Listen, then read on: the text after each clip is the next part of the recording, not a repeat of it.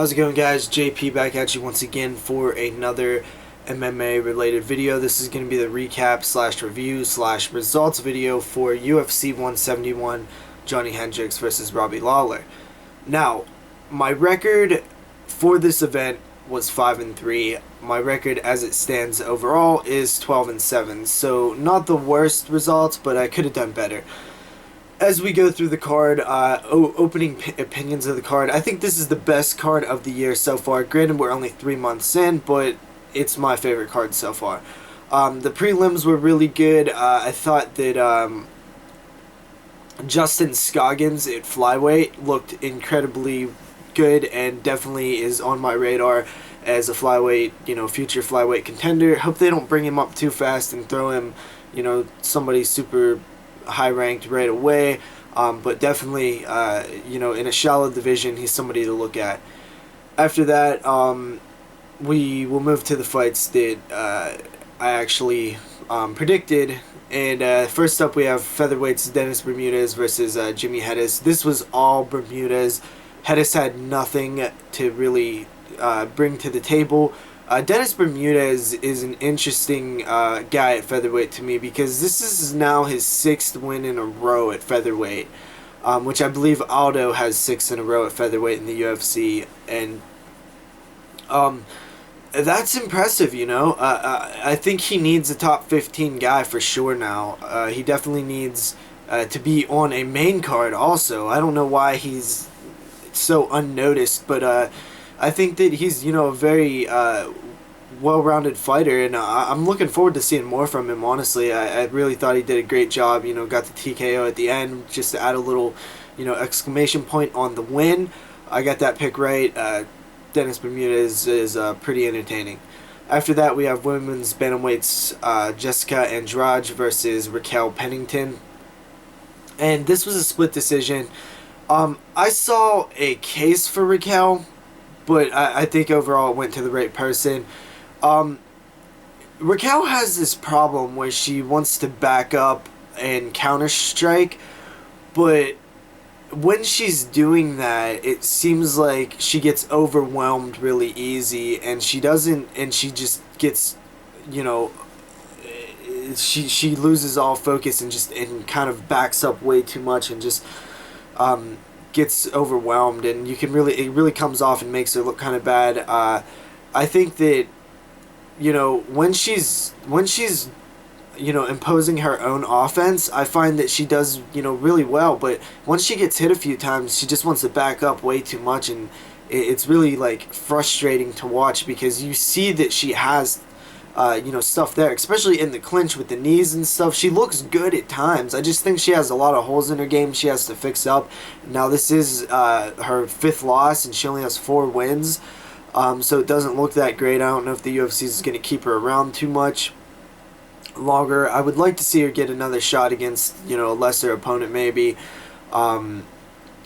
Now, Jessica Andrade looked decent. Definitely there was a size disadvantage for her, but she, stayed right in Raquel's face like I thought she was going to do, and it definitely paid off. So that was a good fight, though. I really enjoyed that fight. I really like both fighters, so it really sucks that one of them had to lose.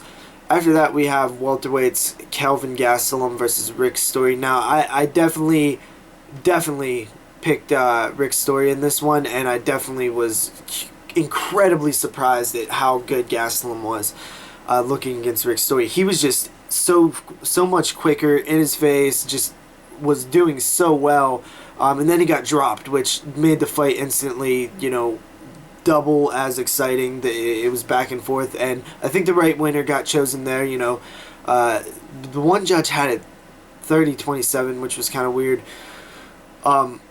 But yeah, that was a good fight. It was definitely a solid fight. Rick Story, Kelvin is somebody that is definitely, I think Rick Story was ranked number 14 or 15 in the division, so I think that with a win over Story, I think Kelvin Gastelum should, crack into the top 15 now. Definitely interested in seeing him get a few more lower tier fights, maybe, top, 12, maybe top 13 to top 20 guys, maybe 2 of those before he gets into the top 10.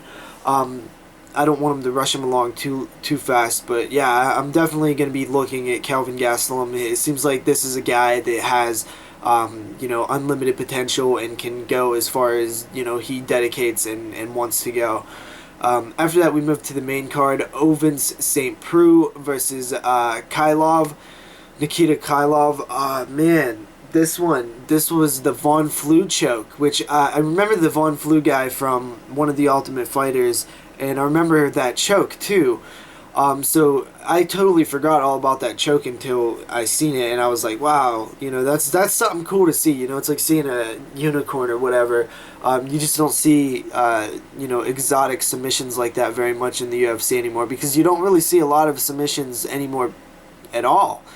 So that was definitely really cool to see. If anything, all it does is show the massive, holes in Krylov. I keep saying Krylov. It's Krylov in his game, because that's a submission that, from what I understand, is very defendable. It's very easy to defend. It's kind of like you made a mistake and they capitalize on it, because it's when you try to hold a guillotine in side control or whatever. So OSP, give him a higher ranked guy. That was an entertaining opening bout, because it just didn't even seem like anything happened. They were just talking casually and realized that Krylov was out. So I got that pick right also. I got the Kelvin Gastelum fight wrong. That was my first wrong pick on the card. Then we moved to welterweights, Hector Lombard versus Jake Shields. Man, Hector Lombard looked good. I know people were criticizing the fact that he didn't finish Jake Shields, which I think he definitely could have. But I just thought that the way he was able to ragdoll and throw around Jake Shields and just completely dominate him, Jake Shields is a guy who that isn't, nobody does that to Jake Shields. So it was interesting to see Lombard do that, and I actually think that he's right there in the title picture. And I would almost like to see him, I think it would be an interesting fight between him and Hendricks, or, whoever's champion at the time, but mostly Hendricks. Yeah, so I got that pick right. I did think Hector Lombard was going to finish Jake Shields early, though, but Jake Shields is a tough son of a bitch. And then we moved to lightweights, Miles Jerry versus Diego Sanchez. I just fucked this pick up, really. I kind of knew I was, picking the wrong person, but I just wanted... I like Diego Sanchez. I'm up and down with him. Sometimes I think that...